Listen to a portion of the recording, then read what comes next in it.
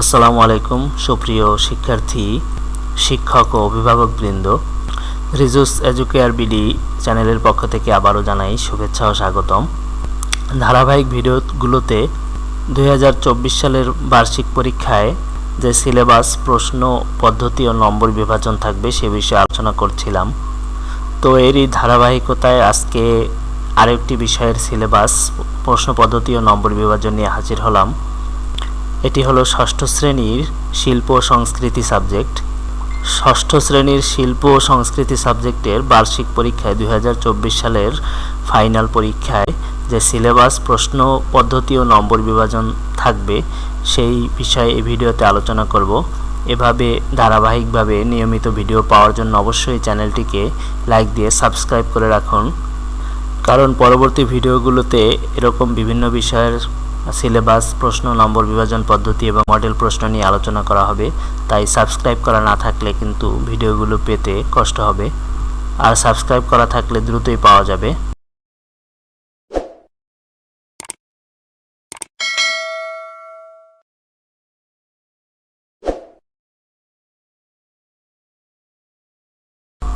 আমরা পূর্বের ভিডিও থেকেই জেনেছি যে ষষ্ঠ থেকে নবম শ্রেণীতে মূল্যায়ন কাঠামো একই রকমের হবে, অর্থাৎ এখানে 100 মার্ককে 2 ভাগে ভাগ করে পরীক্ষা নেওয়া হবে।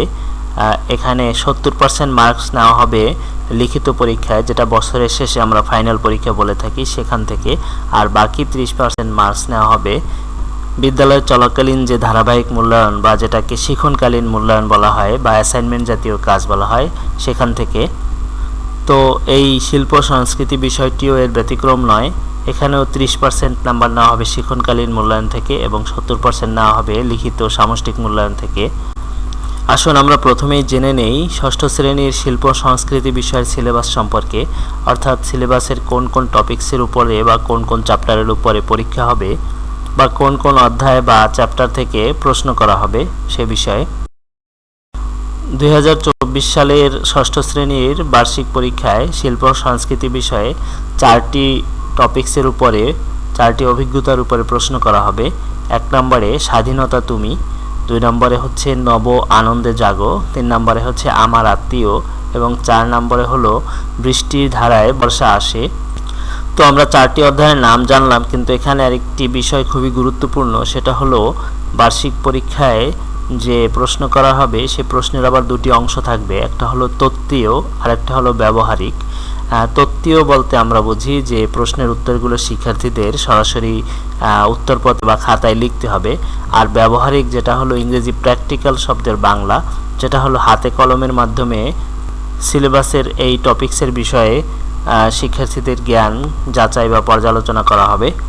তো সিলেবাসে আমরা দেখতে পাচ্ছি যে প্রত্যেকটি টপিকসের তত্ত্বীয় অংশে প্রশ্ন একই রকম হবে, অর্থাৎ সংশ্লিষ্ট অভিজ্ঞতার বিষয়বস্তু নিয়ে প্রশ্ন করা হবে, যেটা আমরা প্রশ্নের ধারার মধ্যে পাব।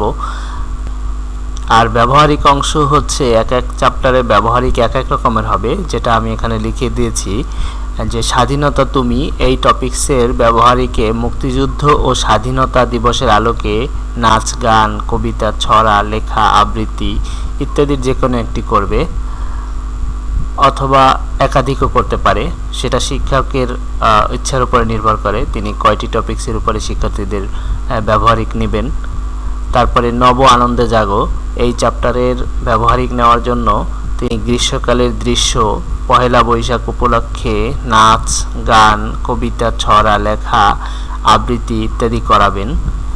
তারপরে আমার আত্মীয় এই অধ্যায়ে শিক্ষক বিভিন্ন রেখা ও আকার ব্যবহার করে গাছ অঙ্কন করাবেন।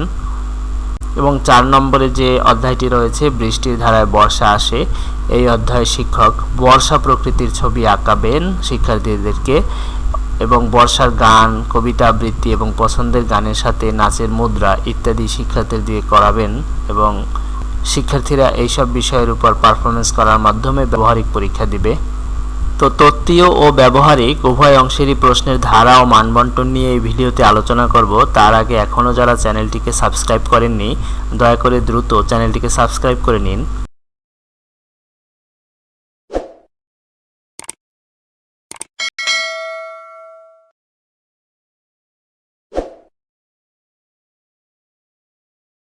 আসুন আমরা সামষ্টিক মূল্যায়নে অর্থাৎ বার্ষিক পরীক্ষায় বছরের শেষে যে পরীক্ষাটি হবে সেই পরীক্ষার প্রশ্নের ধারা ও মান বণ্টন আমরা দেখে নেই। তো আগেই বলেছি যে সামষ্টিক মূল্যায়নটি হবে দুটি অংশে, একটি হলো ব্যবহারিক অংশ বা প্র্যাকটিক্যাল অংশ, আরেকটি হলো তত্ত্বীয় বা থিওরিটিক্যাল অর্থাৎ প্রশ্ন উত্তর লেখা, যেখানে লিখিত এবং ব্যবহারিক মিলে মোট 100 নম্বর, ব্যবহারিকে থাকবে 35 নম্বর এবং বাকি 65 নম্বর থাকবে লিখিত পরীক্ষায়। আসুন আমরা দেখি লিখিত এবং ব্যবহারিক দুই অংশে কি কি ধরনের প্রশ্ন থাকবে এবং কত করে নাম্বার থাকবে। তো প্রথমে রয়েছে ব্যবহারিক অংশ, যে ব্যবহারিক অংশে দুই ধরনের প্রশ্ন থাকবে। দুই ধরনের প্রশ্ন নিয়ে প্র্যাকটিক্যাল বা ব্যবহারিক অংশ অনুষ্ঠিত হবে। সেগুলোর একটি হলো চারুকলা, সঙ্গীত, নৃত্য, অভিনয়, যন্ত্রসঙ্গীত এর যে কোনো একটি বিভাগের ব্যবহারিক কাজ করে দেখাতে হবে, এখানে নম্বর থাকবে 20। আর আরেকটি আইটেম হলো বন্ধু খাতা, এখানে নম্বর থাকবে 15। এই মোট 35 নম্বরের ব্যবহারিক অনুষ্ঠিত হবে। আর তত্ত্বীয় বা থিওরিটিক্যাল অংশে 65 নম্বরের মধ্যে 4 ধরনের প্রশ্ন করা হবে। 4 ধরনের প্রশ্নের একটি হলো এক কথায় প্রকাশ, যেখানে 15টি প্রশ্ন থাকবে এবং প্রত্যেকটি প্রশ্নে 1 মার্ক করে 15 গুণ 1 15 নম্বর। তারপরে থাকবে সংক্ষিপ্ত উত্তরের প্রশ্ন, এখানে 4টি প্রশ্ন থাকবে এবং প্রত্যেকটি প্রশ্নে নম্বর থাকবে 5, 4 গুণ 5 20 নম্বর। তারপরে যে প্রশ্নটি থাকবে সেটি হলো ছবি দেখে লেখো, এখানে একটি প্রশ্ন থাকবে এবং একটি প্রশ্নে নম্বর থাকবে 10। এবং সর্বশেষ যে প্রশ্ন আইটেমটি থাকবে সেটি হলো রচনামূলক উত্তরের প্রশ্ন অর্থাৎ বড় উত্তরের প্রশ্ন, সেখানে 2টি প্রশ্ন থাকবে এবং 2টি প্রশ্নে নম্বর থাকবে 20। এই হলো মোট 65 অংশে 65 নম্বরের তত্ত্বীয় অংশ। আর এর আগে যে 35 নম্বরের ব্যবহারিক অংশ, মোট 100 নম্বরের পরীক্ষা হবে, সেখান থেকে 70% করে নাম্বার নিয়ে নেওয়া হবে এবং বাকি 30% শিক্ষণকালীন মূল্যায়ন, ওখান থেকে নম্বর নেওয়া হবে এবং এভাবেই মোট 100 নম্বরের পরীক্ষা অনুষ্ঠিত হবে। এবারে আমরা দেখব শিক্ষণকালীন মূল্যায়ন অর্থাৎ অ্যাসাইনমেন্ট জাতীয় যে কাজগুলো শিক্ষকরা শিক্ষার্থীদের দিয়ে করাবেন, যেখানে 30% নম্বর নির্ধারিত থাকবে। সেখানে শিক্ষক কি কি কাজ করাবেন সেগুলো হলো 3টি আইটেমের কাজ। একটি হলো শ্রেণীর কাজ, সেই কাজ একক বা দলগত যে কাজগুলো শিক্ষার্থীরা শ্রেণীতে বসে করে, শিক্ষক যখন ক্লাসে পাঠদান করেন সেই সময় অথবা আগে পরে, সেখানে থাকবে 10 নম্বর। তারপরে থাকবে বইয়ের কাজ, অর্থাৎ বইয়ের নির্ধারিত স্থানে লেখা, ছবি বা ছক ইত্যাদি পূরণ করতে দেওয়া হবে বা লিখতে দেওয়া হবে, এখানে নম্বর থাকবে 10। এবং সর্বশেষ আরেকটি আইটেম হলো বাড়ির কাজ, শিক্ষক নির্দেশিকা অনুসারে শিক্ষক যে বাড়ির কাজগুলো শিক্ষার্থীকে দেবেন, সেই শিক্ষার্থী যে বাড়ির কাজগুলো করে নিয়ে আসবে সেখান থেকে শিক্ষক 10 নম্বর নেবেন, মোট 30 নম্বর নেবেন শিক্ষণকালীন মূল্যায়ন বা ধারাবাহিক মূল্যায়নে।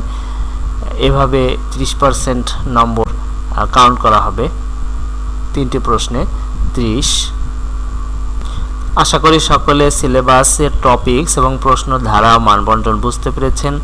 পরবর্তী ভিডিওগুলোতে অবশ্যই মডেল প্রশ্ন নিয়ে আলোচনা করা হবে এবং উত্তর সহ প্রত্যেকটি বিষয়েরই মডেল প্রশ্ন আলোচনা করা হবে। আশা করি সে পর্যন্ত সবাই অপেক্ষা করবেন এবং চ্যানেলটিকে অবশ্যই সাবস্ক্রাইব করে রাখবেন, তাহলে পরবর্তী ভিডিওগুলো অটোমেটিক্যালি আপনারা পেয়ে যাবেন।